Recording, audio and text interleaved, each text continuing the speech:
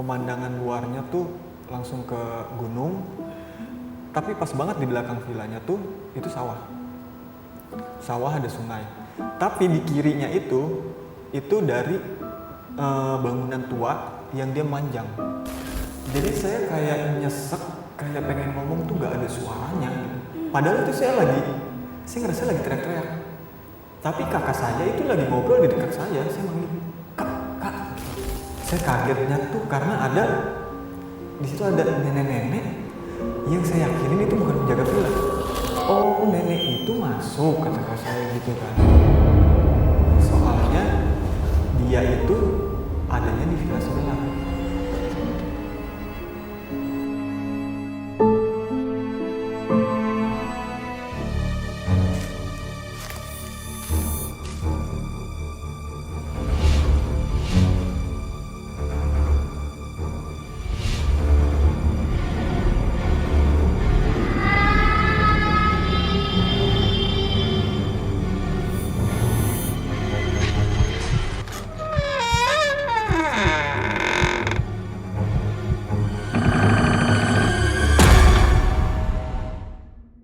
Kata orang dulu, jagalah sikap kemanapun kalian berada.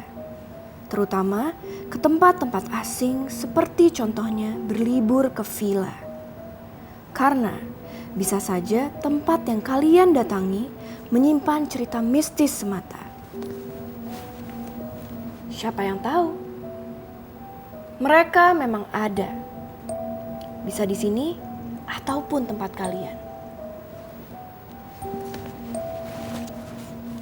Apakah kalian bisa merasakannya?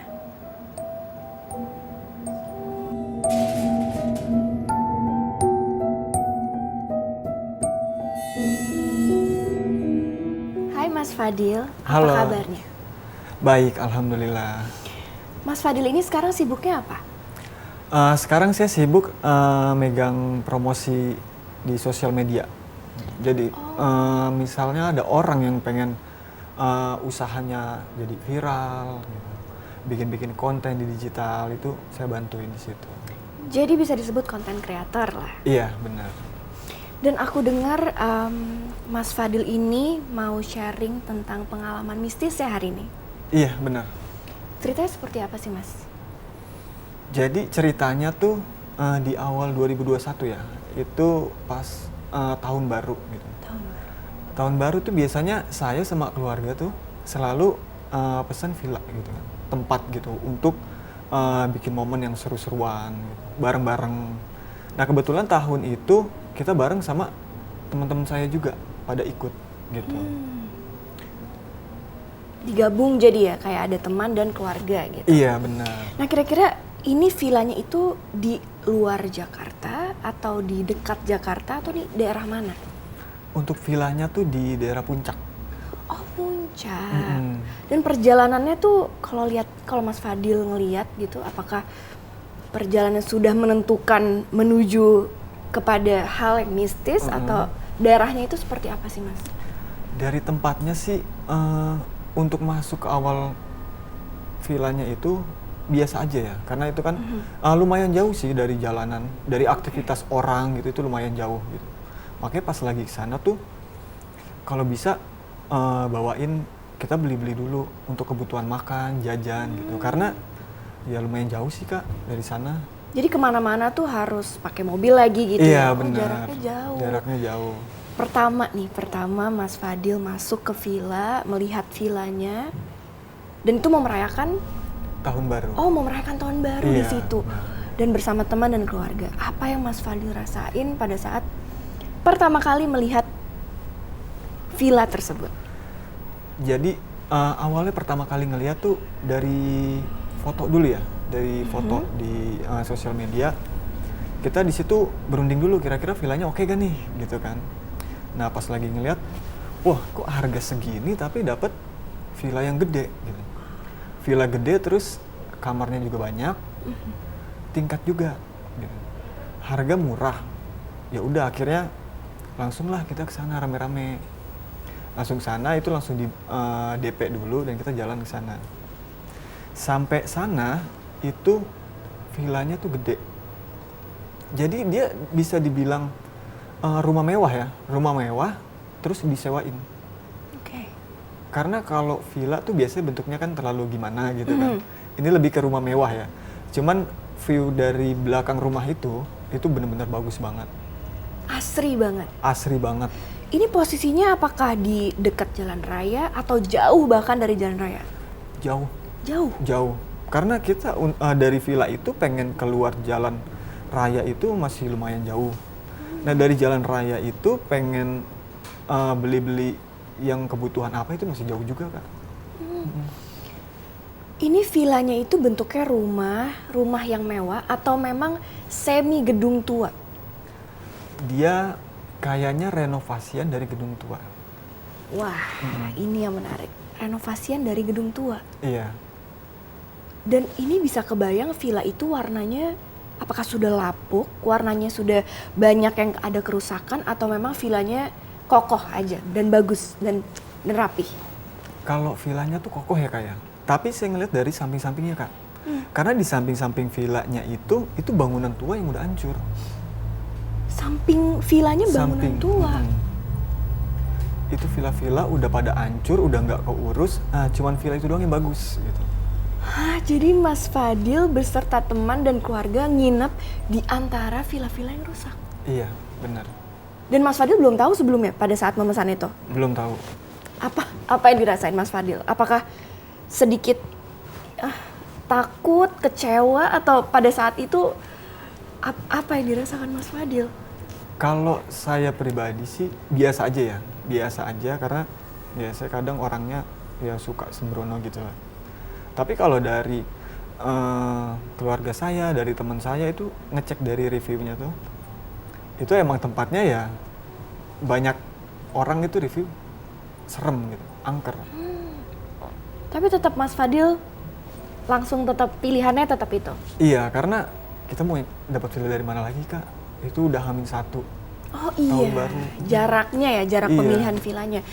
Dan Mas Fadil melihat banyak banget villa terbengkalai. Nah, kira-kira pada saat perjalanan menuju villa itu, pada saat di mobil itu kanan kirinya apakah rimbun, apakah udah terlihat gersang atau udah terlihat sepi banget? Pemandangan apa yang didapat pada saat menuju villa? Kalau dari untuk pas masuk di awal itu memang banyak pohon-pohon besar, pohon-pohon rimbun ya. Terus kita masuk ke dalam lagi sampai ke tempat daerah villa itu lebih ke bangunan tua sih, banyak bangunan tua. Khususnya di tempat saya nginep itu emang bener-bener isinya bangunan tua. Beda sama bagian depannya, karena bagian depannya itu lebih keurus, lebih ada kelihatan ada kehidupan lah gitu. Jadi pada saat masuk kawasan villa memang banyak villa ya di situ? Banyak villa. Oh, dan dari jarak masuk ke kawasan itu jauh nggak di antara villa-villa yang lain? Villanya yang Mas tinggal? Lumayan jauh. Itu kayak bener-bener terpisah gitu ya. Jadi ada 3 villa, yang udah 2 itu udah nggak keurus. Nah, itu saya di tengahnya, villa tempat saya nginep di tengahnya, dan itu ya kayak renovasian gitu. Jadi diapit oleh Diapit, bener. villa-villa yang terbengkalai. Villa-villa terbengkalai. Dan ini Mas Fadil ini kira-kira di situ menginap berapa hari waktu Saya itu? di situ nginep 3 hari 2 malam. 3 hari 2 malam. Jadi lumayan berhari-hari dan Iya, mungkin, saya benar-benar nggak kebayang kisah mistisnya gimana. Dan di situ kira-kira pemandangannya itu di belakang dan di depan villanya, itu apakah langsung lembah, jurang, atau ada mata air atau apa? Kalau pemandangan dari luar ya, itu posisinya dari ruang tamu itu langsung ke belakang itu pemandangan luarnya tuh langsung ke gunung. Tapi pas banget di belakang villanya tuh itu sawah. Sawah ada sungai. Tapi di kirinya itu dari bangunan tua yang dia manjang. Bangunan tua yang manjang. Oke, jangan dijawab dulu karena pasti pemirsa merinding penasaran. Jadi jangan kemana-mana, kita akan kembali sesaat lagi.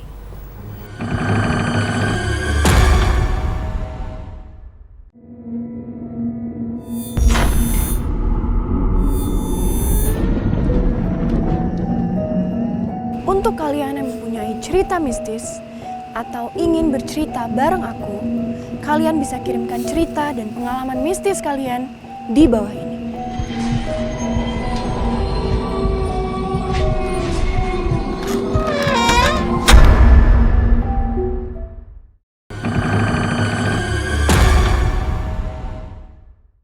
Tadi Mas Fadil cerita, sesampainya di villa, tiba-tiba setelah dia melihat sekeliling, tiba-tiba dia menemukan satu jalan panjang atau rumah tua yang panjang yang akan dijelaskan sama Mas Fadil.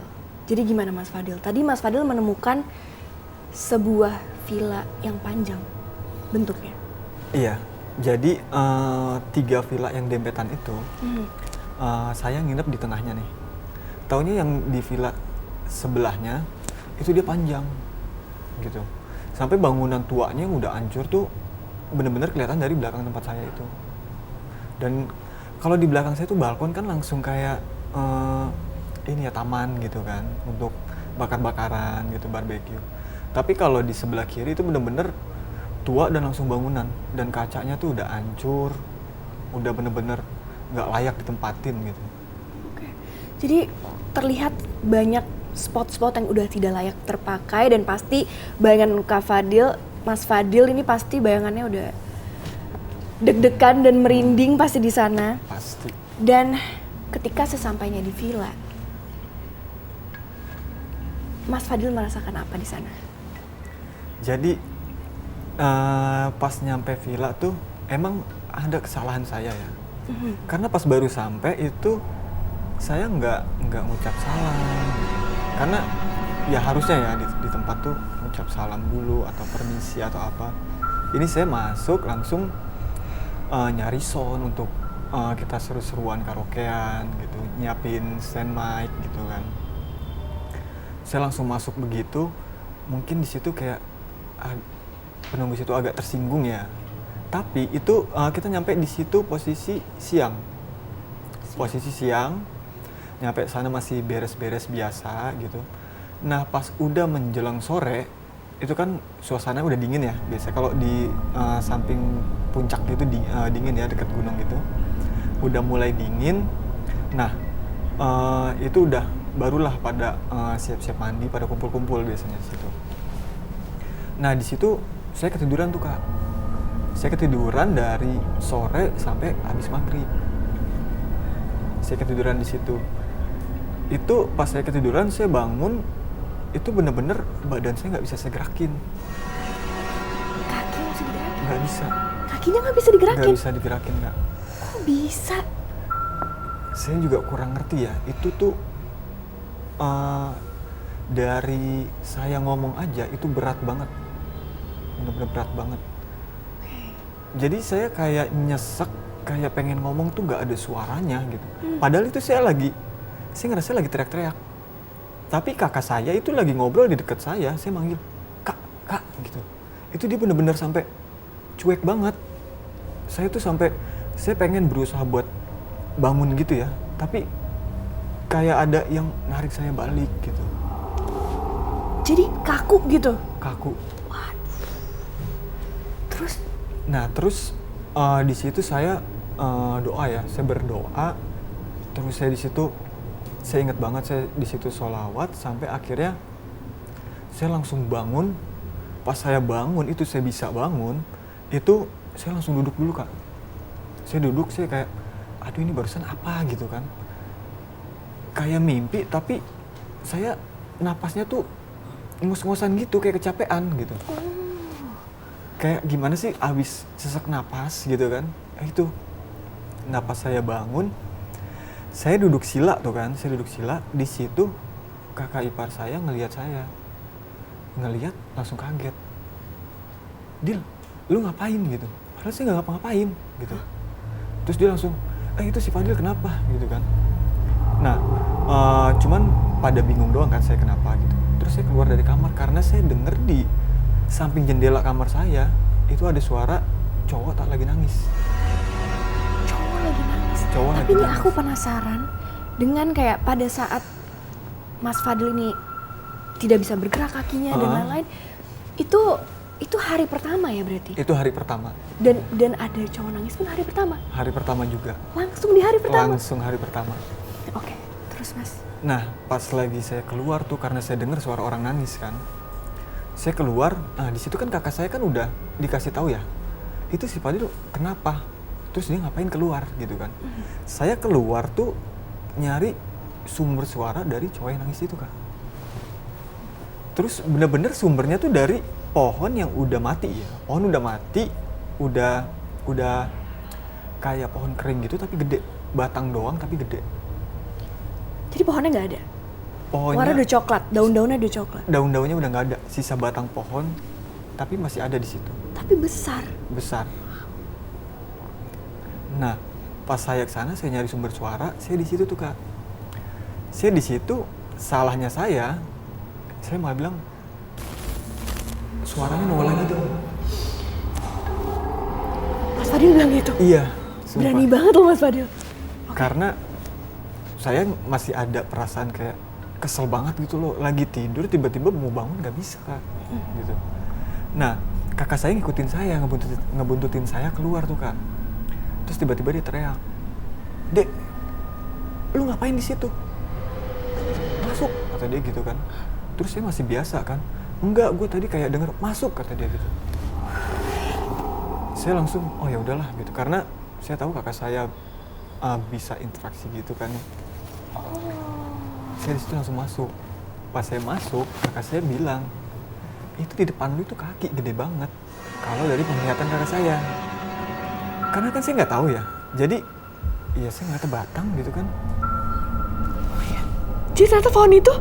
Kakak saya bilangnya kaki. Oke. Nah terus akhirnya saya udah masuk di dalam. Di situ kan ya ngemil-ngemil lah di situ, kayak minum wedang gitu kan. Tiba-tiba lagi ngumpul-ngumpul, adik saya kan posisinya di deket pintu ruang tamu ya. Itu pintu ruang tamu kan posisi kekunci. Itu tiba-tiba langsung kebuka lebar. Terbuka sendiri. Terbuka sendiri. Itu udah jam berapa ya Mas? Itu sekitar jam 9-an Malam. malam. Dan pada saat Mas Fadil keluar untuk mendengar dan mencari suara itu jam berapa? Itu sekitar jam 7, jam 8-an. Oh jadi sudah maghrib ya? Iya. Jam-jam rawan tuh? Iya. Oke, setelah itu masuk ke rumah lalu seduh-seduh, Iya. santai-santai, dan akhirnya terjadi itu. Iya. Terbuka sendiri. Asal muasalnya dari terbuka itu, terus dari situ langsung pada, waduh kok ada aneh-aneh gitu, dan aneh-anehnya tuh kok sampai ngegerakin barang ya. Karena barang. Oke. Karena setahu saya, ya di sini dari dengar-dengar aja ya, kalau sosok makhluk yang udah bisa gerakin barang katanya udah ya gitu deh gitu. Nah, terus dari gangguan satu lagi dari kamar adik saya. Itu dia kan kamarnya tuh langsung ada kamar mandi ya. Itu kerannya tiba-tiba nyala sendiri. Kerannya nyala sendiri? Iya, kerannya nyala sendiri. Lalu pintu kamar mandinya tiba-tiba kebuka sendiri. Pintu kamar mandi kebuka sendiri? Mm-mm. Ini jadi ada beberapa kejadian dari pintu kebuka sendiri, peralatan gelas dan lain-lain juga. Iya. Dan wastafel. Dan akhirnya, oke, sebentar, kita harus tahan dulu karena pasti pemirsa merinding mau tahu setelah ini cerita apa. Jadi jangan kemana-mana, kita akan kembali setelah berikut ini.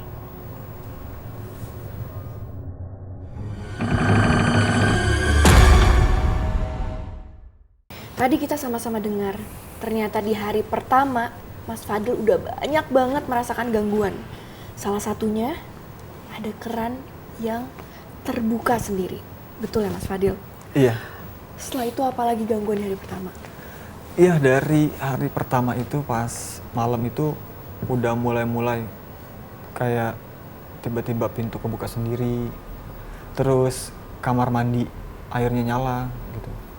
Nah, itu udah mulai feeling gak enak ya, apalagi suasananya udah mulai dingin kan, udah gak enak banget sampai akhirnya yang cowok-cowok itu mutusin tidur di ruang tengah, ruang tamu gitu. Yang cewek-cewek pada di kamar semuanya ya. Nah, pas lagi tidur di ruang tamu sampai itu cowok nggak ada yang bisa tidur sampai di tengah malam, bahkan sampai subuh. Karena itu benar-benar mulai diganggu itu sekitar jam 1-an, Kak. Itu jam 1 tuh benar-benar posisinya kan angin kenceng ya. Angin kenceng, hujan. Tapi hujannya tuh nggak begitu kenceng ya, anginnya aja gitu. Itu ada yang nyambit jendela. Terus jendela kamar atas itu kebuka ketutup. Sampai keran itu tiba-tiba pada nyala. Semua kerannya? Iya. Itu saya kan posisinya gimana sih? Aduh, lu kan cowok nih. Maksudnya paling yang tua-tua gitu kan. Saya pun pengen kayak berusaha tenangin gitu ya. Kan di situ ada sepupu saya masih kecil. Saya pengen berusaha tenangin tapi ya emang serem sih gitu. Sampai setiap ada suara, saya selalu ngomong, "Kak, itu suara apa?" gitu. Dia langsung, "Udah tidur aja." gitu. Karena ada suara orang teriak, ada suara kayak orang nangis. Itu bener-bener parah banget. Sampai di jam sekitar jam 4-an ya, jam 3 jam 4-an, yang bikin saya shock tuh, itu ada suara kuda, Kak. Suara kuda. Jam berapa tadi? Sekitar jam 3-an sampai jam 4-an. Jam 3 pagi Iya, ada suara kuda. iya. Dan itu suaranya dari luar, dekat atau jauh? Itu suaranya tuh kayak jauh tapi dari belakang villa. Karena belakang villa itu kan sawah. Nggak logis dong kalau misalnya ada kuda. Dan suara kuda bukan cuma satu, Kak. Kayak kuda banyak gitu loh. Kuda? Iya. Kok bisa ada suara kuda ya? Nah, itu saya juga nggak ngerti. Dan pada saat itu Mas Fadil apakah nanya dengan kakaknya Mas Fadil atau apa yang dilakukan Mas Fadil saat dengar kuda di jam 3 pagi? Pada saat belum bisa tidur ya tadi? Apa? Saya di situ nanya. Ya biasa kan, "Kak, dengar gak?" Gitu. Dengar. Kuda. Iya. Aduh mampus, itu datang dari mana gitu kan. Ya udahlah katanya. Udah tidur aja gitu. Cuma mau tidur gimana, nggak bisa gitu. Dari yang kaca dibisik, disambitin gitu. Ini terjadi berdekatan dengan kuda? Iya. Jadi sebelum kuda apa nih yang terjadi? Jadi sebelum kuda itu benar-benar kaca disambitin nggak berhenti-berhenti, Kak. Disambit? Disambit. Terdengar barangnya keras atau? Keras.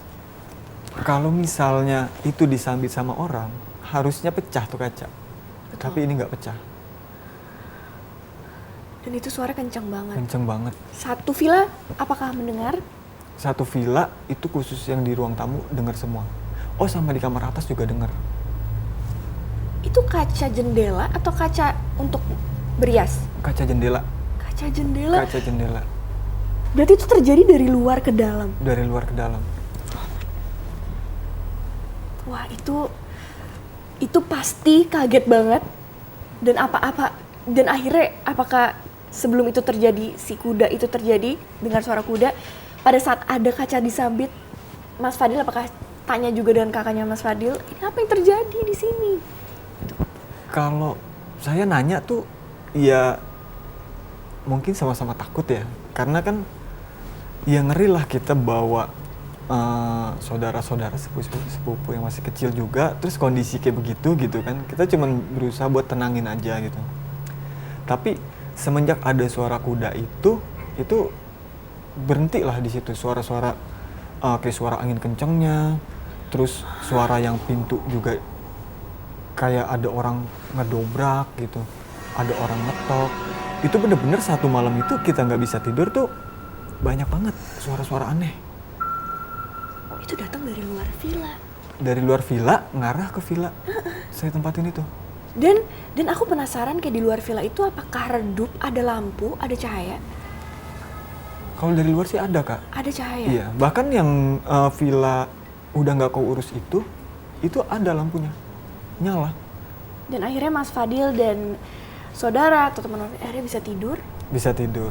Walaupun masih kepikiran ya, masih 1 malam lagi nih, mampus nih gitu. Dan besoknya berarti ini sudah menuju tahun baru? Atau? Iya, Besoknya ini tahun baru? tahun baru. Dan oke, setelah ada banyak hal di hari pertama yang bikin Mas Fadil dan semua isi villa ini pusing, hari kedua apa yang terjadi? Nah, hari kedua tuh pas lagi, kita kumpul-kumpul lagi kan. Kita kumpul-kumpul, ya cerita-cerita lah gitu kan. Taunya yang denger suara-suara aneh itu ya bener-bener ya dari ruang tamu. Karena mungkin dari yang cewek-cewek tuh pada tidur, udah pada fokus gitu kan. Fokus tidur jadi nggak denger suara-suara aneh. Cuman dari situ, kakak saya yang cewek, itu dia kayak ngelihat sosok itu di kamar saya. Sosok baru? Iya, ngelihat sosok di kamar saya dan itu anak kecil yang lagi main bolak-balik. Ini ada anak kecil, ada sosok baru berarti? Iya. Nah, Lalu? Kakak saya tuh kan emang dia sering ya, maksudnya kayak interaksi sama makhluk-makhluk kayak begitu gitu kan. Sampai akhirnya anak kecil itu dipanggil katanya sama kakak saya, cuma dia nggak mau. Dia lebih nyaman di kamar itu. Nah, terus dia bingung ya kenapa nggak mau. Akhirnya pas dia ke kamar saya itu yang saya mimpi dan nggak bisa gerak itu dia ke kamar saya, dia bingung, kok lantainya anget banget. Lantainya anget? Kok bisa? Itu di luar nalar ya. Jadi kan lantai sama semua ya, satu lantai semuanya, lantainya sama semua, tapi cuman di kamar itu yang lantainya hangat, yang lainnya dingin. Dan itu kamar Mas Fadil? Iya. Wah, ada sesuatu sih ini. Setelah itu? Nah, setelah itu menjelang sore, di situ kakak saya bikin konten gitu kan, konten seru-seruan gitu. Dari hasil videonya itu bener-bener nangkap sosok anak kecil. Sosok anak kecil? Iya. Kira-kira wujudnya kayak gimana? Kalau wujudnya sih nggak tahu ya. Cuma pas lagi saya edit, gimana sih Kak rasanya tuh editor lagi ngedit, tiba-tiba dia doang yang denger kan langsung shock ya. Aduh, ini suara apa? Kok ada gitu. Terus sampai akhirnya, Kak, coba dia lu denger. Ini kok ada suara ini ya? Nah, di situ langsung pada panik tuh. Langsung pada panik sampai pas panik gitu, kalau misalnya itu suara dari orang lain, itu pasti pas lagi bikin konten, tolong dong jangan berisik dong gitu, lagi bikin nih gitu. Itu benar-benar lagi pada fokus dan itu ada suaranya. Berarti itu suaranya nempel di audio doang. Wah, suaranya ini umur-umur 5 tahun mungkin ya? Suara-suara anak kecil seumur itu? Ya sekitar umur segitu kayaknya Kak. Wah, ngeri banget lagi ngedit tapi mendengar suara itu. Iya. Ini sebenarnya aku tiba-tiba lagi kepikiran kayak ada satu cerita gitu di luar sana, ada orang yang benar-benar pernah berdampak ketika bertemu atau bersentuhan atau bergesekan sama makhluk halus. Nah, aku tuh penasaran, dari tadi kan banyak banget nih kejadian dari hari pertama, hari kedua nih kita baru aja cerita di awal udah ada anak kecil, dan ini kan salah satu yang bisa dibilang Mas Fadil ini tuh bergesekan atau kayak bergesekan dengan makhluk halus, dengan makhluk gaib gitu. Dan Mas Fadil ini pernah gak sih kayak ada dampak dari pergesekan dengan makhluk itu? Kalau dampak sih sebenarnya gini ya, saya iya antara yakin nggak yakin ya, antara yakin nggak yakin. Dari dampak itu kayaknya ada. Pernah? Nah ini aku bikin penasaran karena kadang dampak-dampak itu serem gitu loh. Hasil dari dampak pergesekan dengan makhluk halus tuh serem gitu. Serem banget. Dan ini dampak ini tuh menyebalkan atau dampaknya positif atau dampaknya buruk nih yang pernah terjadi di Mas Fadil? Kalau dampaknya sih negatif ya. Itu asal muasal dampaknya tuh pas lagi udah malam di tahun baru nih Kak. Udah malam tahun baru, itu kan saya disuruh ini saya kebetulan pengen nyari kayu bakar gitu kan. Karena kita kayu bakar kurang nih. Jadi kita cari kayu bakar di depan gitu. Kan jalannya lumayan jauh ya. Gelap juga kan. Nah, pas lagi jalan saya siapin tuh semuanya sendiri kan. Yang lainnya udah pada standby di tempat barbeque tuh di belakang gitu. Walaupun sebenarnya view-nya serem ya, karena dari arah langsung gunung dan kirinya tuh bangunan tua itu gitu. Nah, pas saya lagi nyiapin alat-alat bakar-bakaran sama kayak kebutuhan bakar-bakaran itulah di dapur gitu kan. Terus saya kaget.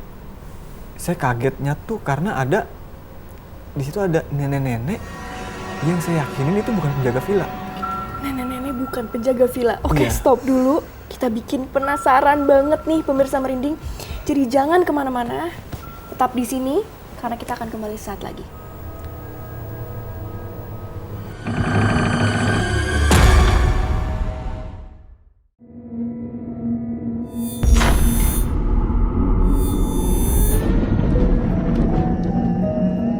Untuk kalian yang mempunyai cerita mistis atau ingin bercerita bareng aku, kalian bisa kirimkan cerita dan pengalaman mistis kalian di bawah ini.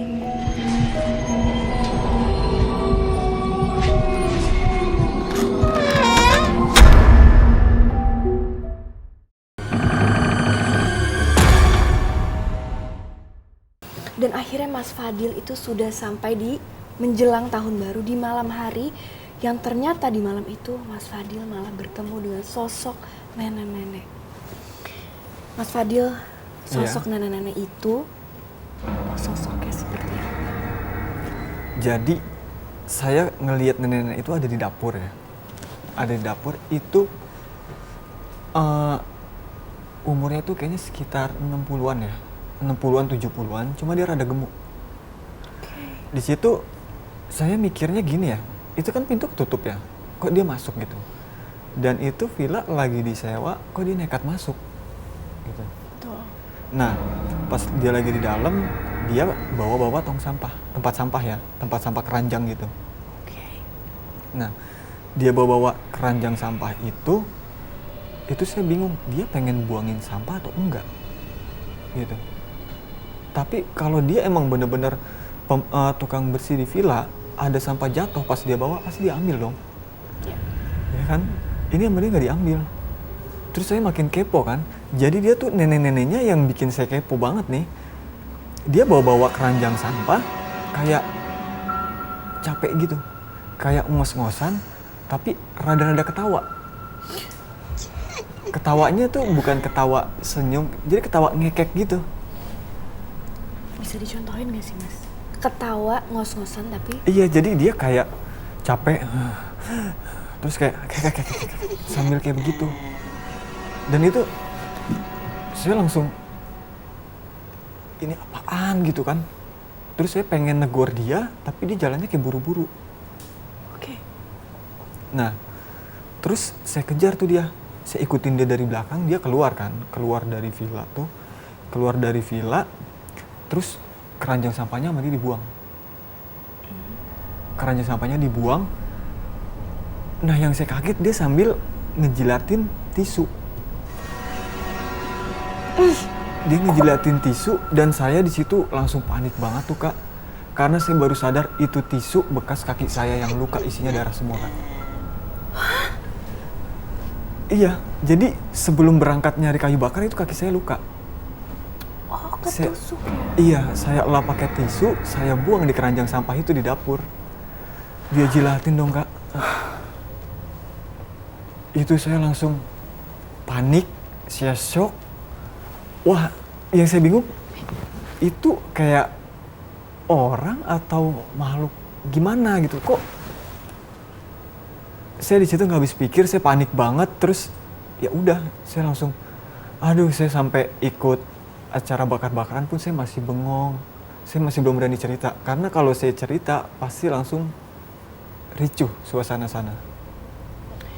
Itu sosok nenek-nenek itu yang bikin Mas Fadil shock itu selain dia menjilat, sampai gue menjilat darah dari luka kaki Mas Fadil. Iya.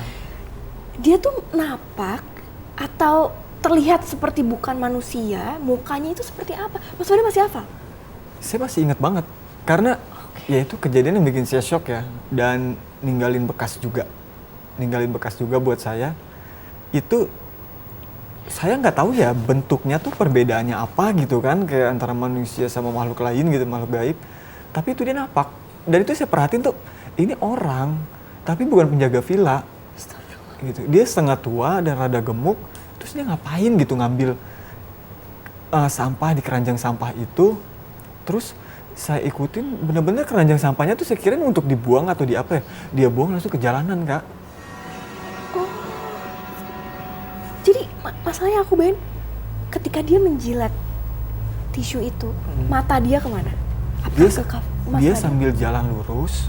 sambil jalan lurus, tapi kelihatan dia megangin tisu. Jadi sambil jalan, dia ngejilatin tisu dan tong sampahnya dia buang ke kanannya dia. Dan dari yang saya ngikutin sampai, wah itu udah aneh gitu. Udah nggak kuat. pertama kali seumur hidup Mas Fadil melihat itu? Iya. Dan itu saya masih bingung, itu orang atau makhluk lain atau... sampai sekarang saya juga nggak tahu. Kalau saya sih nggak tahu ya, itu yang saya alami. Setelah itu sih nggak tahu itu efeknya dari apa. Tapi kalau ada beberapa kayak kakak saya bilang, terus ada kayak mungkin dibilang tuh orang yang bisa ya, kayak paranormal itu bilang gitu. Dari yang saya alamin itu, saya sakit itu karena dari efek saya di situ nantang. Gitu. Saya di situ nggak sopan, terus saya di situ nantang. Gitu. Tapi benar-benar nggak ada nih pesan yang disampaikan sama nenek-nenek itu? Nggak ada. Dia cuman kayak kecapean, terus dia kayak ketawa pelan dan sambil jalan sambil jilatin tisu. Kayak ya gimana sih? Karena kalau misalkan makan es krim tuh kan di kertasnya tuh masih ada tuh ya. Kayaknya ngejilatinnya sampai kayak begitu gitu. Jujur aku merinding, nggak berhenti dengar ceritanya Kak Fadil dari tadi. Saya juga kan merinding, Kak. Dan aku juga, kata orang kalau misalnya kita cerita makhluk itu, oh iya, makhluk itu hadir. merasa terpanggil. Iya. Kalau Mas Fadil ini emang ada kesensitifan itu enggak? Kalau sensitif sih ya mungkin ya sensitif gitu. Kayak ada kadang ya kalau kakak saya lihat sosok A tuh saya juga ada sensitif sebelumnya. Kok kayaknya tempatnya kayak kurang enak gitu. Dan nenek-nenek itu akhirnya hilang gitu aja? Saya langsung masuk ke dalam villa, saya nggak ngeliat lagi. Saya nggak nungguin itu nenek-nenek hilang atau nenek itu pergi kemana. Karena saya takutnya ada hal lain lagi. Gitu. Yang terjadi. Akhirnya Mas Fadil cerita nggak sama kakaknya Mas Fadil kalau Mas Fadil habis ngeliat itu? Saya cerita itu setelah sampai di rumah. Saya baru berani cerita. Dari villa. Oke. Dan setelah nenek-nenek itu terjadi, nenek-nenek itu beraksi seperti itu yang bikin trauma, setelah itu tidak ada yang terjadi lagi? Ada. Malam itu? Ada. Oh, kalau dari kejadian itu udah nggak ada lagi. Oke. Tapi dari dampak setelah saya pulang, itu muka saya bener-bener satu malam itu, Kak. Satu malam setelah dari villa itu. Jadi pulang dari villa, saya masih biasa aja nih. Pas bangun pagi-paginya, itu muka saya bener-bener tiba-tiba satu muka tuh rusak. Rusak? Iya. Rusak yang dimaksud seperti apa, Mas? Kayak jerawatan semua, dan jerawatnya tuh udah mateng. Kayak muka saya gatal, itu satu muka bener jerawat semua. Satu muka nggak ada space ya, semua rata. Sampai saya kasih lihat teman saya kan yang ikut juga. Saya bilang, kok muka gue begini, kenapa ya? Langsung kaget. Dia bilang, nggak jelas lu, ngapain pakai filter IG gitu. Ngapain pakai filter dari foto gitu? Jadi sampai teman-temannya Nggak percaya kalau muka saya begitu. emang separah itu, Mas? Saya kurang tahu sih, cuman ya itu perdananya saya sih Kak. Jadi sampai parah banget muka saya tuh. Jadi munculnya itu berbarengan langsung semua atau berawal dari gatal dulu atau Nggak ada gatel, tiba-tiba langsung satu muka tuh jerawatan, muka saya langsung kayak kebas gitu. oh sempat nggak ada rasanya? Nggak ada rasanya, Satu muka. satu muka. Aku jadi penasaran apakah ini ada ngaruhnya ya sama Mas Fadil. Penasaran nggak kayak kenapa kok bisa tiba-tiba kayak gini sedangkan itu konteksnya pergi liburan dan tempatnya pun dingin dan gunung jadi asri dan Harusnya bersih ya. Betul. Gitu. Kalau dari tempat-tempat gunung biasanya untuk napas pun bagus ya kan. Ya itu saya nggak ngerti. Kalau kakak saya bilang sih, itu gara-gara lu ini gitu. Yang lu sembrono gitu. Yang lu sok-sok nyamperin, ada suara-suara nggak jelas gitu. Gitu. Karena itu. Nah terus pas saya cerita tentang sosok nenek itu, kakak saya pun di situ kaget, kayak nggak percaya. Oh nenek itu masuk, kata kakak saya gitu kan. Soalnya dia itu adanya di villa sebelah. Oke. Villa yang serem itu. Villa yang terbengkalai itu. Oh, berasalnya dari situ. Terus? Terus dia nanya, dia ngapain aja? Ya itu, dari ngejilat tisu bekas darah gue itu. Makanya ya gue nggak tahu ini di muka gue ini, gue nggak ngerti. Saya sampai bilang kayak begitu kan. Ya udah coba berobat gitu kan. Terus coba kayak pakai kayak ustadz gitu, minta doa, minta air begitu.